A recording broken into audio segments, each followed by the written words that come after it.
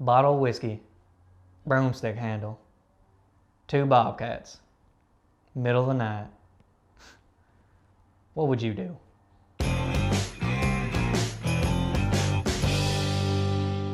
Raccoon. Well, this is the one that started it off, right? I remember this day pretty vividly. You know, one of those days you wake up in the morning and go, oh yeah. So my boss, he gave me a call and was like, Ray, I'm doing something. Can you go pick up this raccoon? And I was like, yeah. So I gets there and I walk around the back, and man, once I locked eyes with this thing, I was like, holy shit, this is still today the biggest raccoon I've ever seen. But he's having like a great time inside the cage. He's like a little cat playing with a cat toy, you know, just like. But once we locked eyes, it was on. Oh boy, was it on. I picked up the cage and that thing was shaking around like the T-Rex from Jurassic Park, and I was like, hold on, critter, I'm getting you out of here. So I took him down to the riverbed. That's where we let all our animals out because we were real pet friendly. You know, we didn't kill them. We let them go. I was like, buddy, I'm letting you free. Let me let you free. But he kept scratching me up and I had to go to the doctor and get some stitches, but that's when it dawned on me. Instead of letting him free, I was like, what if we take this critter and put him in someone's backyard? They're gonna have to call animal control. Boom. That's how the Rogers method started. Honey badger. Did you know that honey badgers eat snakes? Yeah, neither did I till tonight.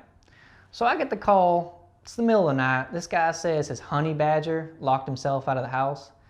And from time to time you come across with tweakers.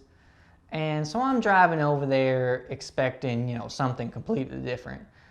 But when you get there, and it really is a honey badger locked a man outside his house, you don't know what the hell's gonna happen next. This intellectual critter locked every single one of them doors. But luckily there was like a back bathroom window that was open, so I crept through it. But this little critter, he must have wedged something against that door, so I couldn't even open it. I looked to the right of him and he had a snake pit. I don't know what the hell this guy did for a living, but he had like 7 rattlesnakes in there, and I was like, all right, we're gonna smoke them out the rattlesnake way. We look inside the house and he literally has eaten this snake whole. And I was like, fuck. There's no animal on the planet that kills snakes like this. So I was like, all right, we're gonna bait him out. So we set up a little, you know, Hansel and Gretel bed trail until he comes out, and then once he did, we caught him. You know, I mean, this honey badger was something else. I mean, if this man had a wife, this honey badger probably would have slept with it. But man, what a night. Bobcat. I was living in this mountain town called Ojai. It's a little outside Los Angeles.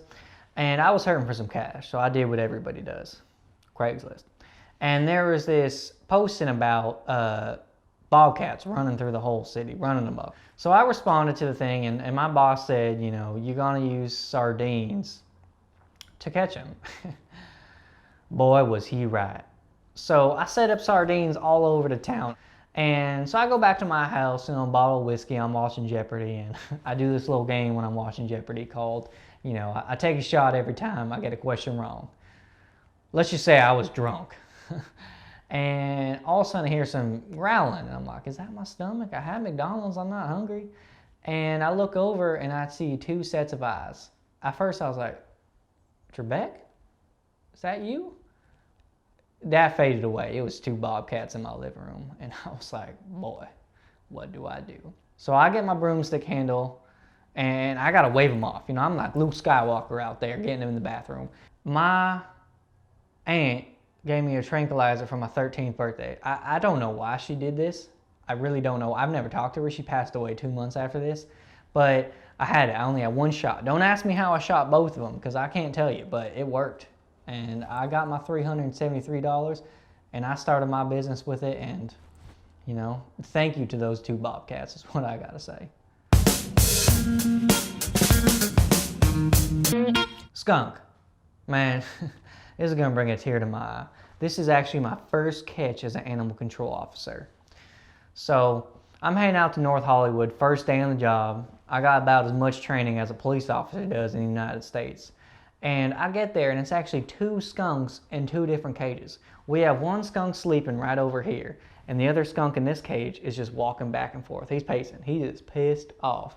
And you ever play, Mario Party 2 and they have all those like mini party games? And the one where it's like the chain chomp, you gotta get close to the chain chomp, but every time it wakes up, you gotta hide back in your thing? Well, that's kind of how like this was. Because every time the skunk would walk away from me, I had to nudge a little bit. Because here's the thing, folks. With skunks, it's all about visual. You can make as much noise as you want if they can't see you. You could light a firework, you play the banjo. As long as they don't see you, they ain't gonna spray you. So every time he walked away, I did a little nudge. But when he looked at me, I stopped. Walked away, little nudge.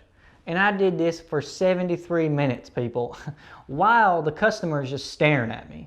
Not saying anything, she's just looking at me. And I had my towel ready, because you want to just put the towel over the cage, like I said, so they can't see you. 73 minutes later, cut 2, I finally get both towels over each cage, and I picked him up. I'm sweating buckets.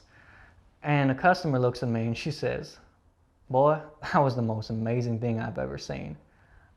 And it gave me butterflies. And that's why I do this until today. I love this. I love that feeling.